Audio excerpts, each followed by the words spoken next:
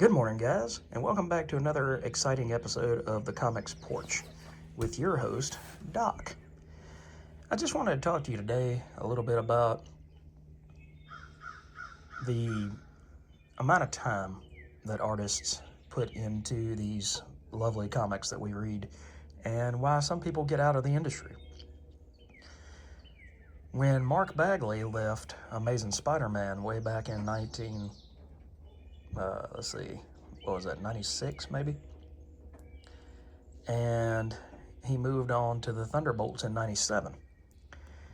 Then they had Ron Garney come in for a few issues on ASM, and then they had Steve Scroce come in. And there's nothing wrong with Steve Scroce, but his art style was just not really what I thought ASM should have, okay? Once Mark Bagley left and the series began to wind down in anticipation of the reboot that we got with Howard Mackey and John Byrne, then there was a rotating cast of artists that came on. And one of my favorite ones was Joe Bennett. I enjoyed Joe Bennett, and I think Joe Pimentel was his inker at that time. Bennett, if you go back and look at it, had a very strong John Buscema influence in his art style. But he stayed on the title for a good while. You had Steve Scroce. You had Raphael Kananian. And I think you even had Mark Buckingham do a couple of covers. I don't know that Bucky did any of the interiors, but he did a couple of the covers towards the very end of the run. But anyway, my point is, why do you think that artists move on from a title or move on from the industry? To go back to Steve Scroce, you've got him on, at that time, arguably Marvel's most high-profile title in Amazing Spider-Man. And yet he came in with, I want to say, issue 418, and by issue 429 or so, he was gone. Less than a year. And then he moved out of the comics field, really, and moved over into animation and television and that sort of area, which is where a lot of comic artists go whenever they, quote-unquote, retire from doing monthly books and even doing covers. And he stayed gone for years. I think I've seen him pop up here and there, doing a variant cover or whatever, but his days of doing interiors are gone. I don't see him coming back and doing a long run on an X-Man book or an X-Men title or anything like that. But why do you think people move on from doing full pencils and interiors and all of that to doing storyboarding for movies and video games? I personally think that it's because they get paid better. You keep hearing from a bunch of people who do have industry knowledge because they were retailers or they worked in the comic industry at one point, and you hear from them and they say, it's not a glamorous job.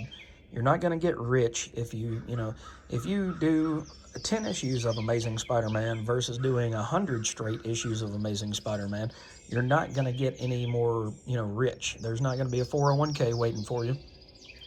There's not going to be, it's kind of like if you go back to wrestling, then they're signed as independent contractors. So they pay for their own travel. They pay for insurance. They pay for all of these things that you would expect the company to pick up the tab on.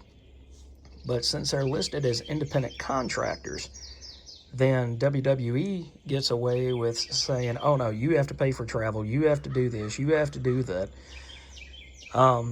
And from everything I've heard since I was a kid and started paying attention to Marvel in the early 90s, is that these folks have to look out for themselves because Marvel and DC and the big industry names are not going to look out for you. You have to cover your own bill. You have to make your own way. You have to find a way to survive. And so I think another part of that argument is, if you move to Hollywood, you're going to make more money. You're going to have stability. Because if you're working on a movie, that's going to be probably at least a year to a 2-year thing.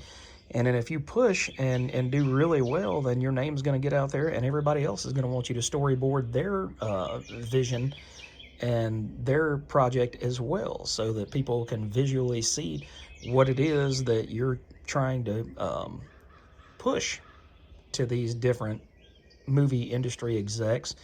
And so that makes you an even more necessary part of the puzzle than with comics. But I think part of it too is a lot of people get into comics when they're, they try to break in when they're in their late teens, early 20s, and that doesn't always work out. And so by the time that you get into the monthly grind of doing an X-Men book, then you have a family, you have a wife, you have a child or 2 or 3 that you have to support. So you can't really go out there and support this family that you have, these people that you love, more so than the industry that you love, with nothing. There's bills, there's baby, doctors that you have to take the kids to. There's always electric bills, water bills, car, truck notes, that sort of thing. They always say that death and taxes are the 2 things that are always, the end all be alls in life. You're gonna die, and you're gonna have to pay taxes. I've always said bills should be the 3rd aspect of that, because even celebrities and things like that, they're not going out and paying cash for everything that they do. Instead, I would say that they have as much credit card debt as Joe Schmo. So you have to pay your bills. You have to be able to finance the life that you want to live. And to go back to the comics industry, if you get paid better going out there and doing storyboards or creating your own vision in Hollywood, then why would you stay at Marvel or DC and be a small fish in a big pond, where all of your good ideas, all of your visual good ideas, as well as your story ideas, are just taken by the corporation for their own use, and you kind of get shut out. So just some thoughts this morning from the porch, trying to figure out why we lose some of our favorite artists to different industries. Why people that you see here one day, and then the next thing you know is 5 years down the road, you haven't heard their name at all, and you are watching a Pixar movie and you recognize somebody's name. You recognize their, like, whoa, hey, is that the same? And you Google it, and sure enough, it is. And it's somebody that, they were doing a real good run on Thor, or they were working on Firestorm for DC, or they were doing, Superman, and they were on the top of their game, and then they just disappear. So, like I said, guys, just some thoughts from the front porch this morning. Hopefully you guys are having a wonderful day, and come back here next time for more thoughtful, introspective discussion about the comics industry and how we got to where we're at, where we're going, and talk about these comics that we love and this medium that we love and the people that help create these books that entertain us so very much. Thanks for your time, guys and ladies. Have a wonderful day, and I'll catch you next time.